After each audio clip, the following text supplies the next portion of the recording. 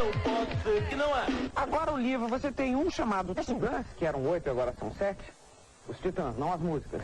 Quando levavam a assinatura do Arnaldo Antunes, elas eram facilmente identificáveis. E continuam, até mesmo nesse último disco, o Titanomaquia, de que ele já não faz parte, mas 3 de suas músicas, sim. Arnaldo, eu poderia citar o que os críticos disseram, mas eu gostaria que você fizesse uma análise e me dissesse qual a diferença dos Titãs com e sem você. Não, em primeiro lugar tem algumas coisas, não são 3 de minhas músicas, são 3 músicas em que eu assino junto com os outros 7 Titãs, que a gente passou a assinar coletivamente as músicas desde o LP Tudo ao Mesmo Tempo Agora. E essas 3 músicas existem porque eu comecei a fazer o processo desse último disco antes de tomar a decisão definitiva de sair e tudo isso. E eu não sei se são mesmo tão reconhecíveis as letras que são minhas dentro do universo de composição dos Titãs. Eu acho que em parte são, porque você tem também a minha produção em livros, tudo isso que você acaba associando, tem parcerias minhas com outras pessoas. Eu acho que tem um sotaque ali que eu tenho e tal. Mas eu acho que ele se misturava muito com o sotaque dos outros Titãs e todo mundo sempre compôs, fez letra também. Então era uma coisa difusa. Eu já vi muita gente confundir, achar que uma letra era minha e não era, ou achar que outra não era e era. E não é uma coisa tão clara assim. Agora a diferença dos Titãs sem eu e comigo, eu acho que tem perdas, mas, entendeu? É claro que se perde um lado, né, de participação que eu tinha. Acho que perdas? Não, acho que em primeiro lugar tem a coisa do texto, que era uma preocupação essencial que eu sempre tive, e esse lado não vai ter. Mas eu acho que, ao mesmo tempo, eles são muito autossuficientes e tem também uma produção textual do 7 que vai continuar sendo muito interessante, assim como era, entendeu? Como eu disse que a coisa se confundia, não era tão clara a minha participação ali, eles sempre fizeram uma série de coisas interessantes e eu acho que vai continuar sendo interessante. Musicalmente, então, se você estivesse lá... Um segundo ponto que eu acho que tem uma perda é a minha presença ao vivo, que eu sei que representava uma coisa interessante, como performance ao vivo, como voz. Claro que tudo isso é perda.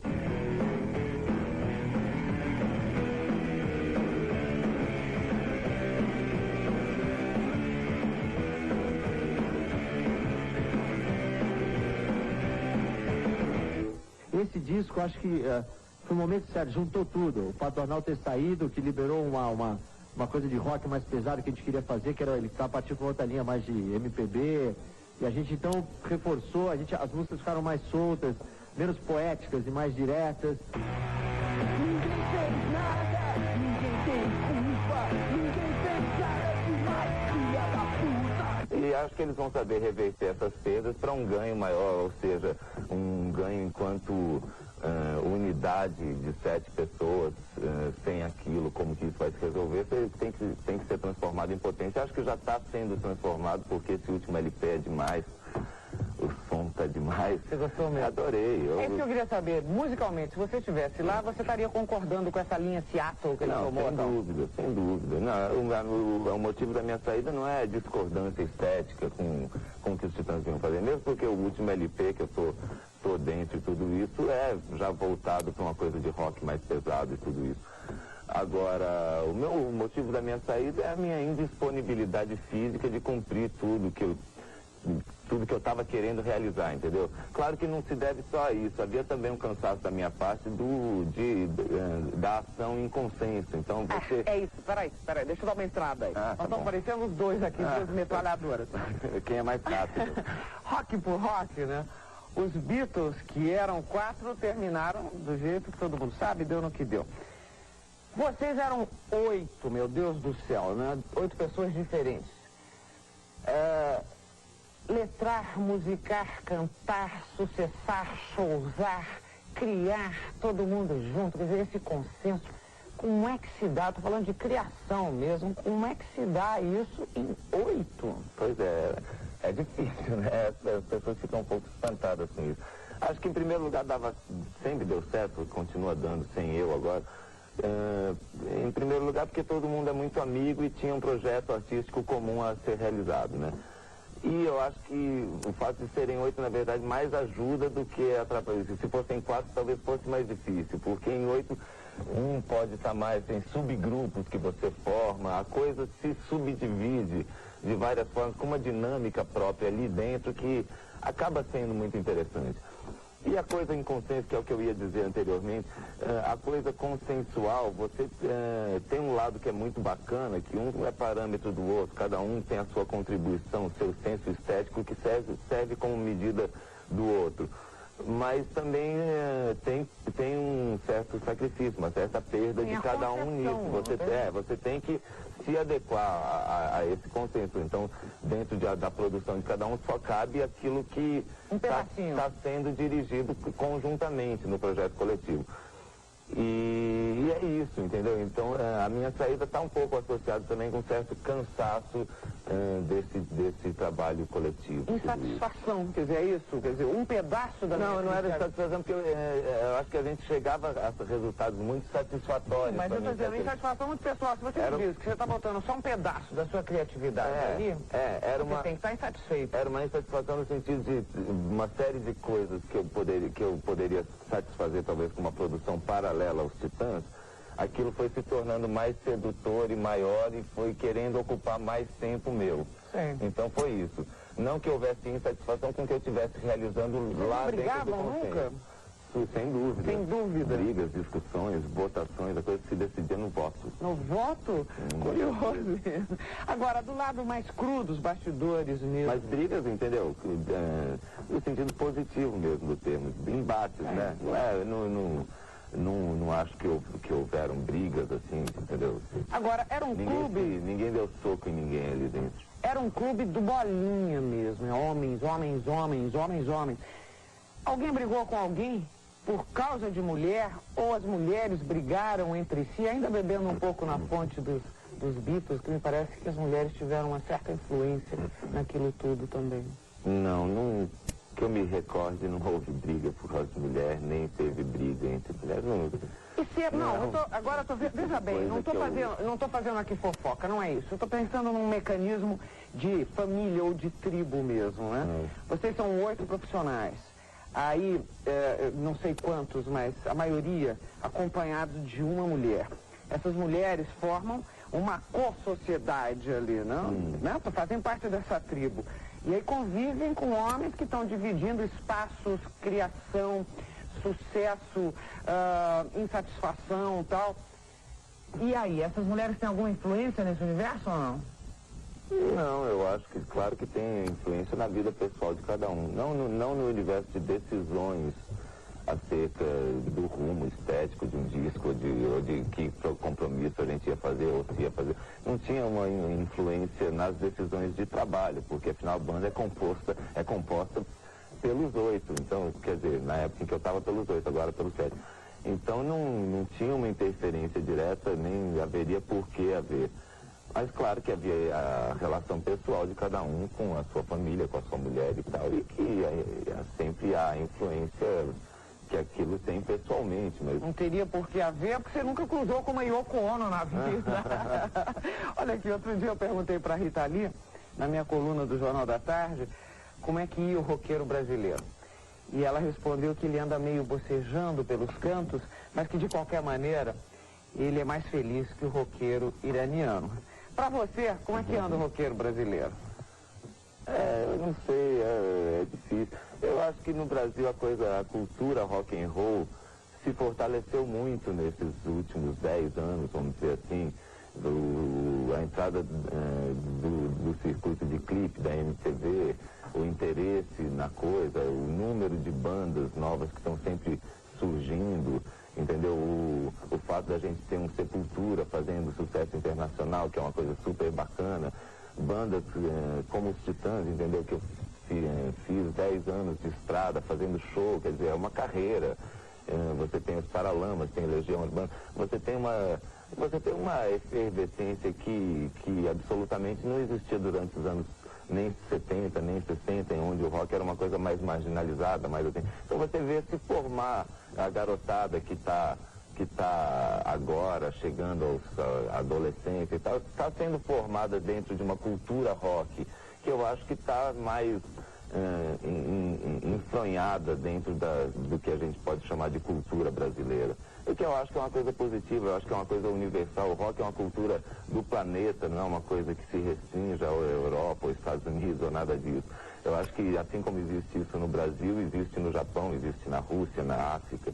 Então eu acho que é uma coisa bacana e é um dos dados que está compondo aí a cultura brasileira. Eu acho que de um jeito bacana, de uma maneira saudável.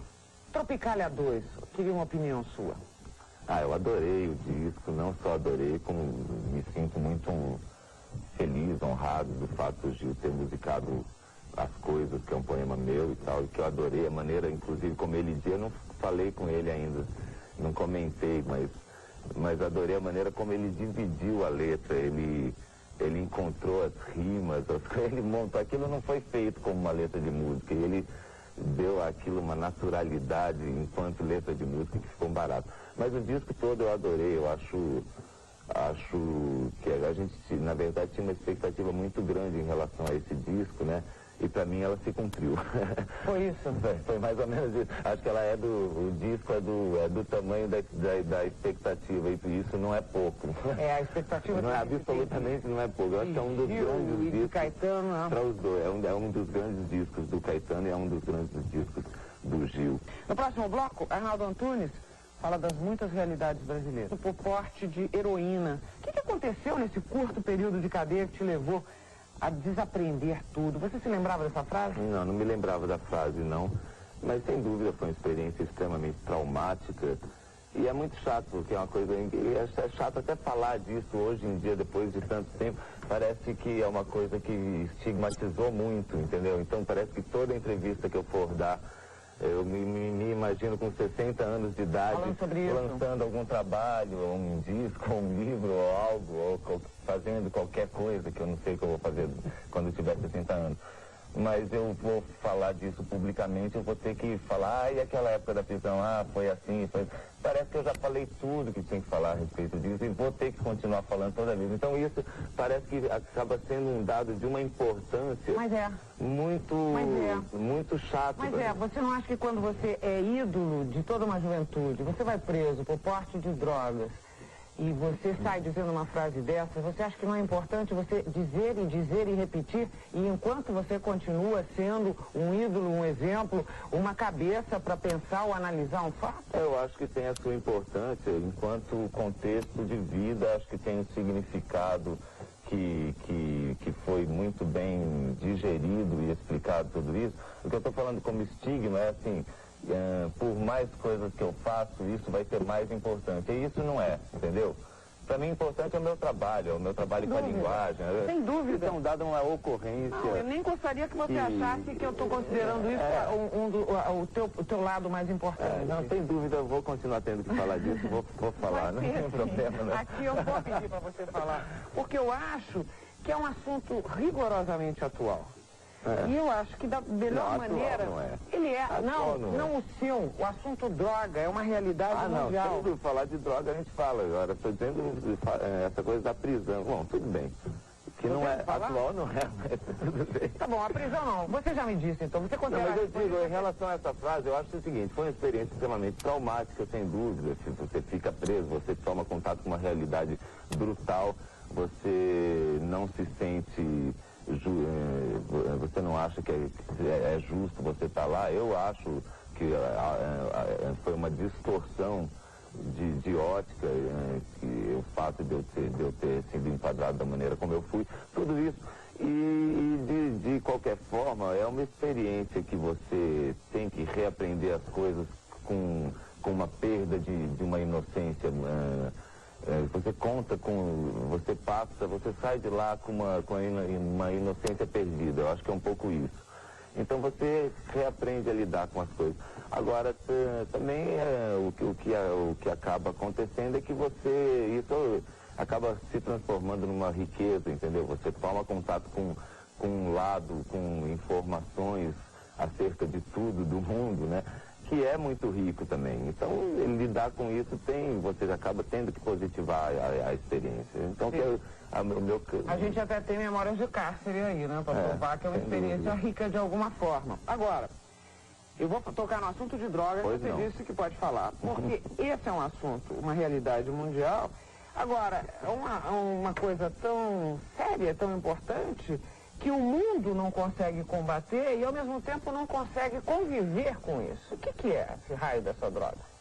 Eu acho que em relação às drogas a coisa, principalmente, existe muito fetiche, eu acho. Eu acho que falta não só essas coisas dos tabus, né? Você, não só em relação à droga, mas em relação a sexo, em relação a uma série de coisas, eu acho que eu sinto falta de que se trate dessas coisas com mais verdade, entendeu? Com mais pé no chão, com menos fetiche, com mais naturalidade. Eu acho que é um pouco isso. Então, se fetichiza muito. Eu acho que a droga é uma coisa extremamente perigosa em alguns casos, em outros casos é uma coisa que pode contribuir para o nível de elevação da consciência de certas pessoas. Depende do uso que é feita, Vamos falar sem fetiche. O que ela te deu e o que ela te tirou? A droga. Para mim me deu algumas informações enquanto alteração de consciência, que não é nada que eu supervalorize enquanto experiência, essa coisa. Na verdade, eu acho que o amor é a droga mais forte, entendeu? São experiências que você pode ter sem uso da droga. Mas, sem dúvida, é um dos atalhos que é uma coisa que te dá informações e que você usa ou não na sua vida. Claro que é perigoso, um uso errado disso leva a consequências traumáticas, como a gente tem conhecimento de gente que morre, de gente que enlouquece, de gente que usa mal a coisa. E é perigosa mesmo e tudo isso. Agora, claro, eu fiz o uso da droga durante um tempo da minha vida e não vou negar que isso me deu informações acerca mesmo de transformação interior, Que era o que você procurava, que é uma coisa que para mim eu soube usar aquilo, aquilo me deu uma experiência enriquecedora, vamos dizer assim. É isso. O Brasil, infelizmente, o Arnaldo, anda melhor que nunca para inspirar música e arte de protesto. Como é que o cidadão Arnaldo Antunes e depois o artista Arnaldo Antunes reagem aos jornais todos os dias? Miséria, miséria, em qualquer canto, riqueza são diferentes. A morte não causa mais espanto. Miséria, miséria, em qualquer canto.